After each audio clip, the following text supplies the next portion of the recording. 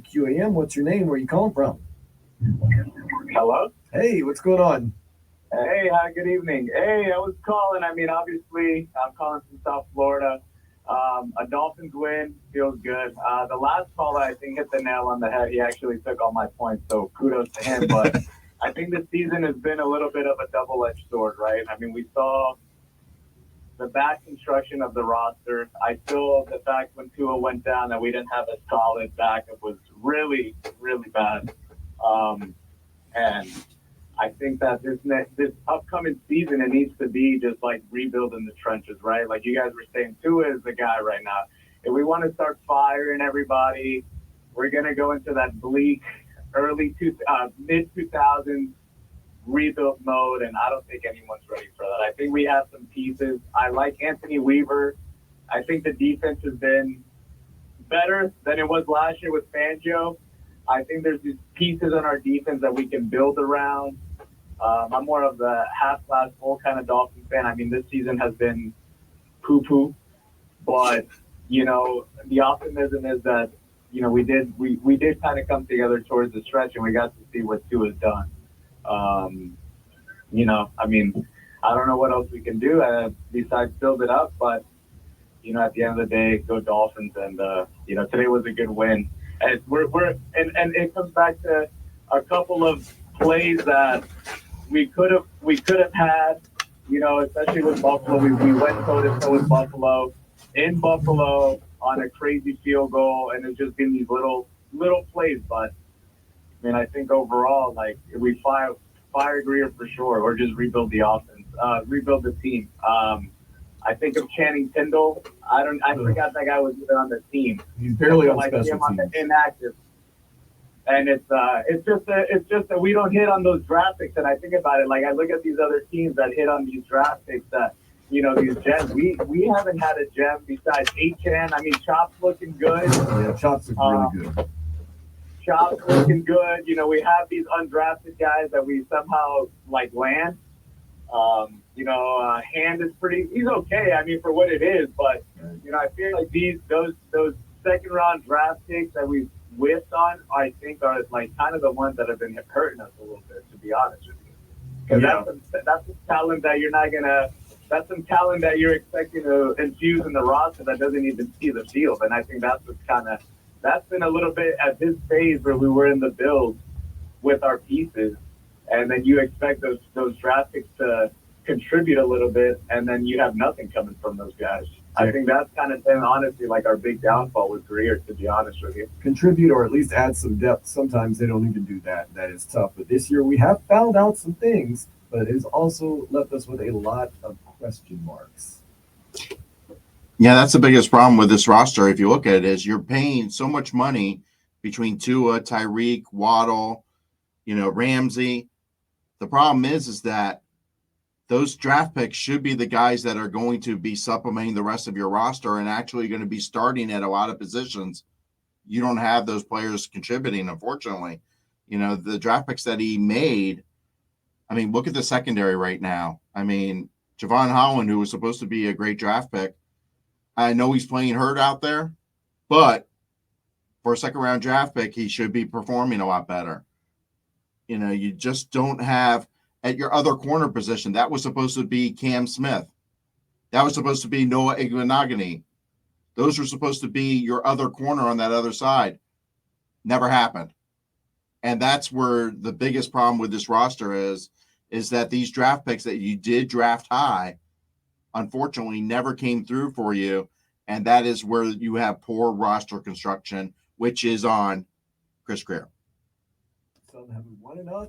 Or has he lost too many? Chris Greer is going to find out. We're going to see how the rest of the season plays out. 305-567-0560, 560 WQAM. What's your name? Where are you calling from? Hey, my name's Trey, man. I'm calling up from Greenville, South Carolina, from Miami. Before I get this off real quick, I know you guys are tied in the country doing real tough. Man, ever since the pandemic, they don't have country do up here anymore, man.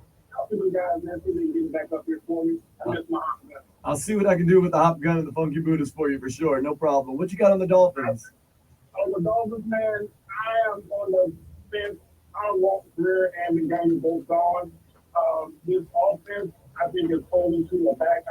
wasn't a big fan of him, but I think he's serviceable.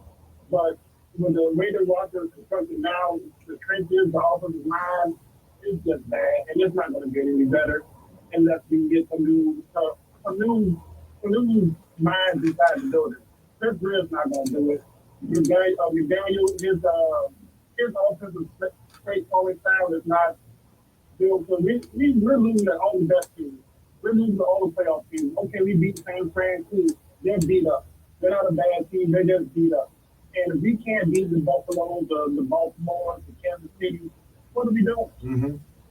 What are we doing? What are we doing? Because if we can beat up on the bad teams and in some way sneak into the playoffs, what hope do we have if we can't beat anybody good, especially on the road or in the cold? And that's my thing. And it's like, I've been a lifelong Dolphins. I'm 48 years old. I've seen it back and forth. Everyone wants to talk on the last year, 70 points against Denver. All I saw was a Wildcat year. That was the Wildcat year for us. And again, what we're doing, we're just spinning our wheels. Make it to the first round, we get blown out. So it's like, I just want to see hopes that will change. I was looking for another rebuild. I just hope, like, when they do it, they get somebody. I miss Dan Campbell. I wish we kept Dan Campbell. Todd Bowles over in Tampa. Look what he's doing with Baker Mayfield. We had those guys, and look what they're doing. And all these draft picks that Chris Greer's made, it's like, okay, you get them, come on, my good, but we can't keep them out. So what do we go to free agency and we overpay, and what do we get out of it? 9-8, 8-9, we continue 15, 16, and now we're stuck. Yeah, that's true. There's nothing worse than being right there in the middle, because middle begets middle begets middle begets middle, and you just kind of stay in that same rut. 305-567-0560-560 WQAM. What's your name? Where are you calling from? Hey, it's Neil. I'm calling from Hayward, California. I'm the guy who's got the season tickets there. Missed you today, Neil. Man, I sold my tickets. I was going to actually give them to my niece and nephew so they could go down there and see the game. But I'm like, I won't travel at Christmas anymore. I did that 2 years ago when we played the Packers, and I was one of those people that got stuck in that whole Southwest Airlines debacle. It took me like a week to get home. So I won't do that anymore. But, this was one of those games where I know a lot of 49ers. I live in the Bay Area, and I have to tolerate this stuff. People driving around with 49er flags on their trucks, and all the fan base here listening to the radio. It's like those guys are, and they're such crybabies now. And it's like, listening to Joe Rose the other day, he's saying like, you guys got nothing to cry about. You were in the Super Bowl last year. You can't cry about having a bad season after you lost. No, historically, since like 1984, they've been one of the most successful teams in the league. Yeah. I don't want to ever hear 49ers fans crying. And they got caught cheating a couple times, too. Now I mentioned that, but go ahead. Oh, yeah. But I'll tell you, I'm 60 years old, and I became a Dolphins fan when I was 8, 1972. And, I was the little kid who just took, football to a whole new level. I was like a savant when it came to football. I knew every player on every team and the scores and the history of football. And that year, when they went undefeated, I didn't get it. I was happy they won. It was an undefeated season, but I didn't realize that was going to be the heyday. And then they win the next year.